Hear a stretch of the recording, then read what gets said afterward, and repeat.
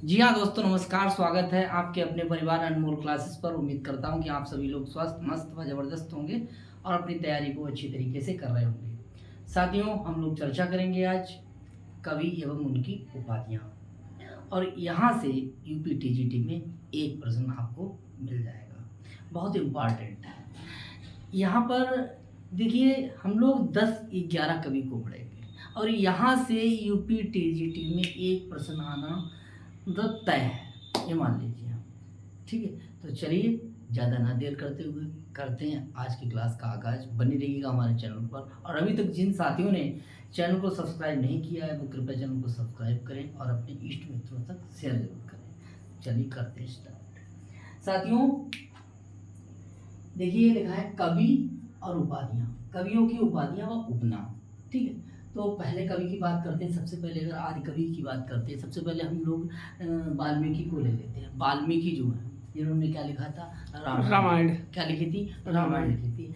और आदि ग्रंथ भी है हमारा रामायण, और आदि कवि भी है वाल्मीकि। ये प्रश्न आ जाता है, चाहे आप टेट की बात करें, सुपर टेट की बात करें, टीजी की बात करें। ठीक है, यानी भारतवर्ष में जहाँ जहाँ अगर संस्कृत विषय लगा हुआ है और प्रश्न आता है तो ये प्रश्न बहुत इंपॉर्टेंट है कि रामायण के लेखक कौन है। ठीक है, और आप भारत में पैदा हुए ना, तो आपको ये तो पता होना चाहिए कि भैया रामायण के लेखक कौन है। तो रामायण के लेखक कौन है? वाल्मीकि है। ठीक, कौन है? वाल्मीकि। तो ये इनके लिए क्या कहते हैं? इनकी उपाधि आदि कवि, यानी पहले कवि। आदि माने पहले। आर्ष काव्य, यानी आर्ष कवि है और आर्ष काव्य रामायण को कहते हैं। किसको कहते हैं? आर्ष काव्य। क्या कहते हैं? आर्ष काव्य और आदि कवि।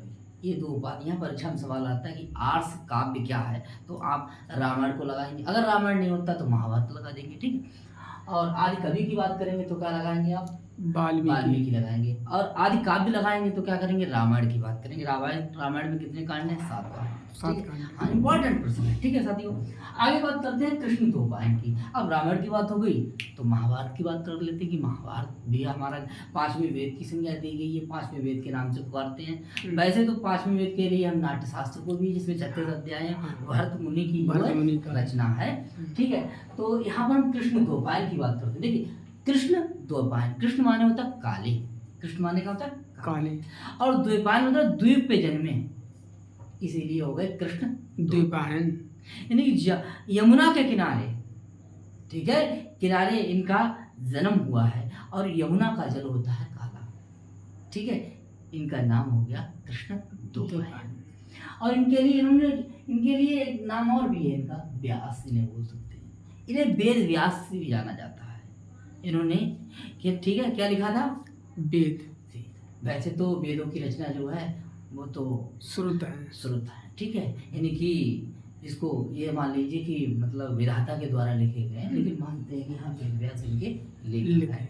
ठीक है, आगे बात करते हैं कि अगर इनका एक और नाम आ जाए कि वादरायण। ठीक है, वादरायण, यानी वादरायण के नाम से अगर पुकारा जाता है तब भी कृष्ण द्वैपायन के लिए पुकारा जाता है, जानते हैं। आगे बात करते हैं। अब देखिए, इसके बाद में बात करते हैं तो कालिदास की बात आती है। ठीक है, काव्येषु नाटकम रम्यम तत्र रम्या शकुन्तला तत्रापि चतुर्थंका तत्र श्लोक चतुष्टयम। अगर बात आती है भास की, तो भास जो है ना प्रथम नाटककार है। लेकिन उससे पहले हम कालिदास की बात करते हैं। कालिदास, ठीक है, इनकी उपाधियाँ बहुत इंपॉर्टेंट है साथियों, परीक्षा में आती है एक उपाधि। देखिए, दीपशिखा के लेकर जाने जाते हैं। दीपशिखा उपाधि जो है बहुत इंपॉर्टेंट है कालिदास की। किसकी है? कालिदास। चलिए मैं नंबर डाल रहा हूँ। ठीक है, कालिदास, ये चौथे नंबर भास। ठीक है, तो दीपशिखा की उपाधि किसकी है? कालिदास। अगर रघुकार की बात करें, रघुकार, तो उपाधि किसकी है? कालिदास। कवि कुलगुरु की बात करेगा, हम कवि कुलगुरु की बात करते हैं तब कालिदास की बात आती है। ठीक है, कविता कामनी विलास की बात करते हैं, बहुत इंपॉर्टेंट है। कविता कामनी विलास की बात करते हैं तो कालिदास की उपाधि है। देखिए, उपमा के सम्राट है।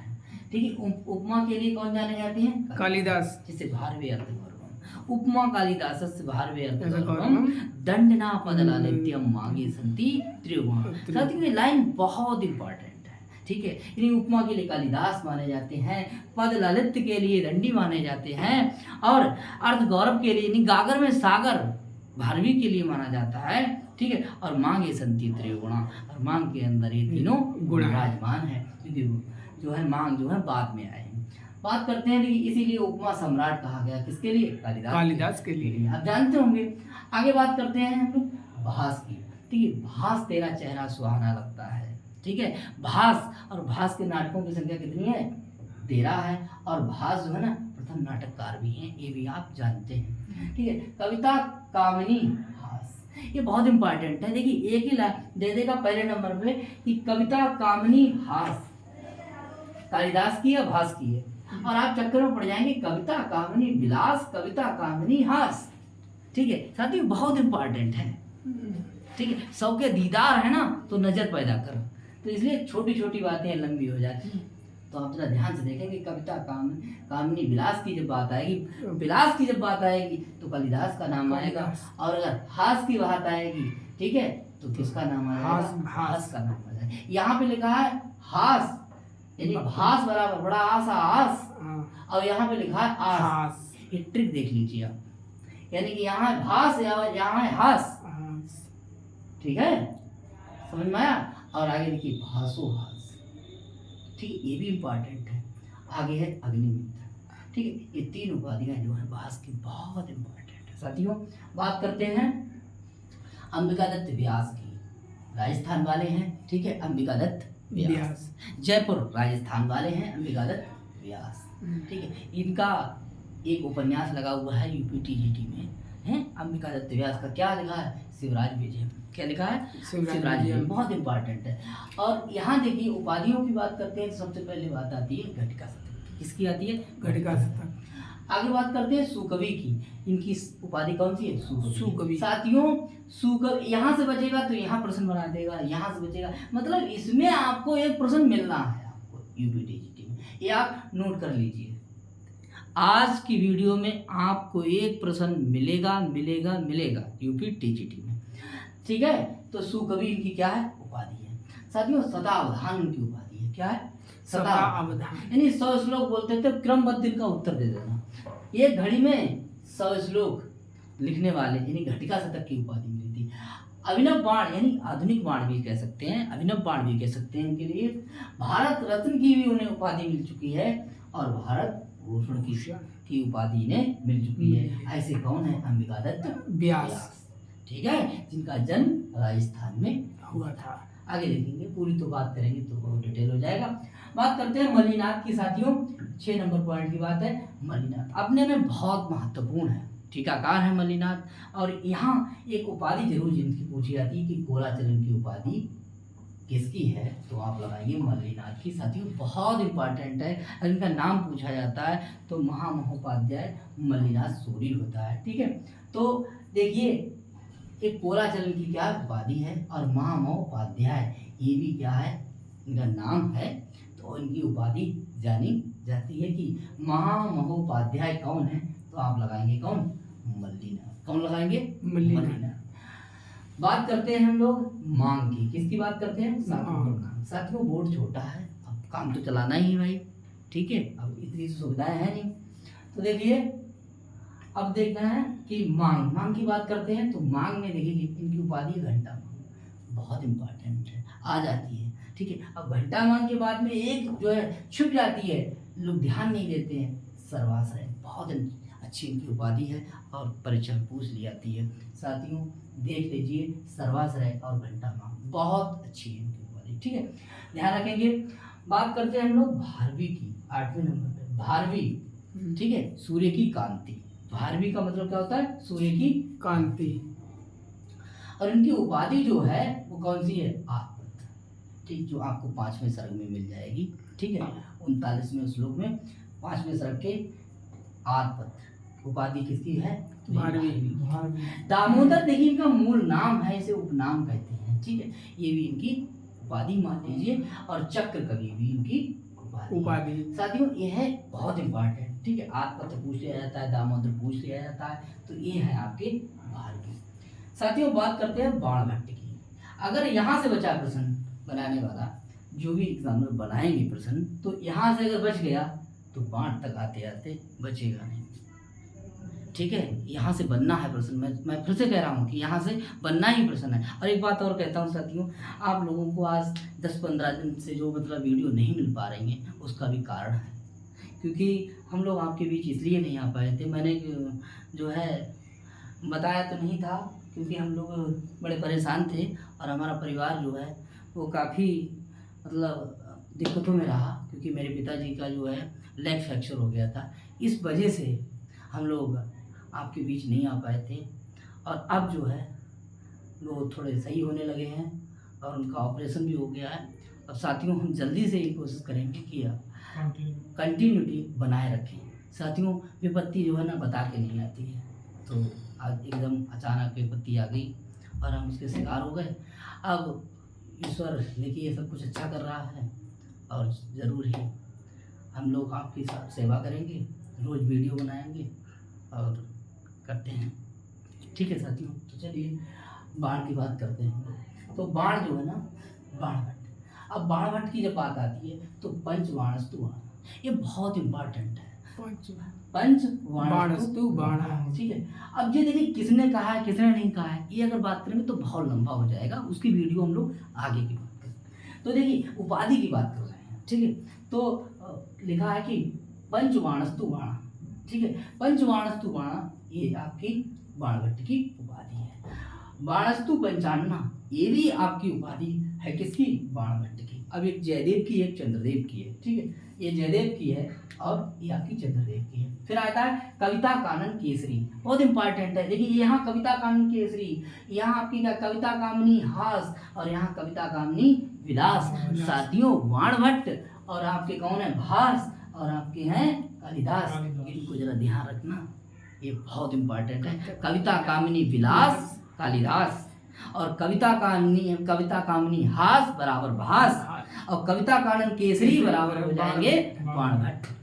ठीक है, बिहार वाले हैं भैया बाणभट्ट, आरा जिला के हैं, ठीक है। और बिहार है पूरब में और बाण चलता है पूरब में, ठीक है, बाण, ठीक है।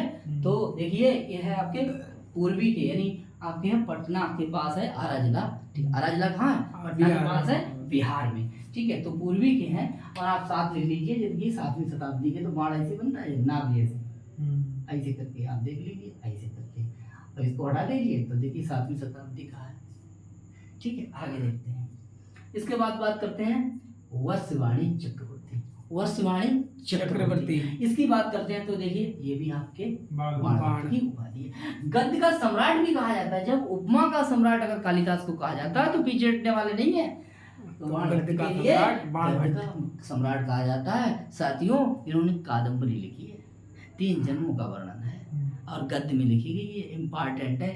शुरू के हालांकि श्लोक हैं 20 श्लोक वो हैं, लेकिन पूरी जो कादम्बरी है वो गद्य है और गद्य में ही इन्होंने लिखा है, ठीक है। और ये गद्य के सम्राट कहे जाते हैं, जैसे उपमा के सम्राट कालिदास कहे जाते हैं, तो गद्य के सम्राट बाणभट्ट कहे जाते हैं, ठीक है।